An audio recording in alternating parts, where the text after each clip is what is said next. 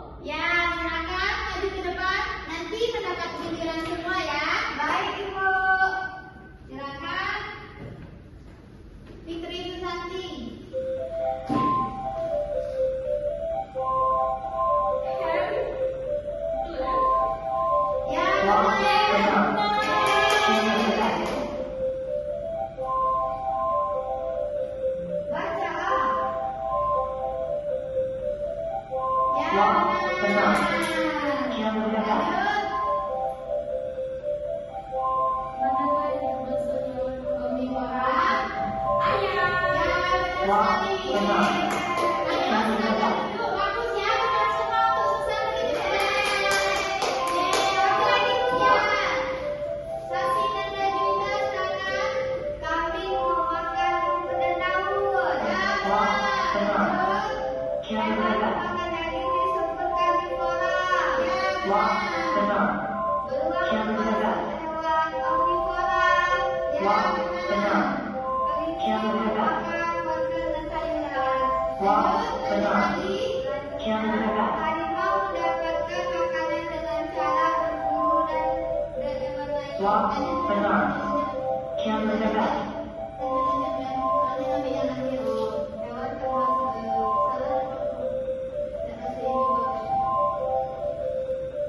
Wah, benar.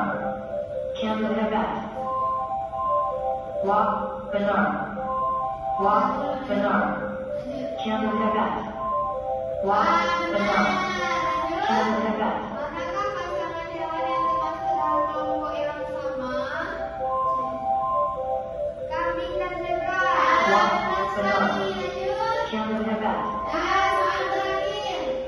Ular makan tikus dan ular termasuk hewan omnivora. Ya, salah dong. Ya, salah. Itu termasuk hewan karnivora karena makan daging. Ya, selanjutnya kita lihat hasil. Ya, inilah hasilnya. Beri tepuk tangan untuk Sasi. Salahnya satu ya. Ya, Bu. Ya, hebat sekali kamu. Silakan. Wah, luar biasa ya anak-anak. Ibu sudah paham dengan materi pengelompokan hewan berdasarkan jenis-jenis makanannya ya. Apakah sudah paham semua? Paham, Bu. Atau ada yang ingin ditanyakan? Sudah, Ibu. Ya, sudah paham semua ya. Luar biasa ya. Nah, sekarang siapa yang ingin menyimpulkan? Ibu minta satu orang. Kami, Bu. Ya, silakan. Saksi.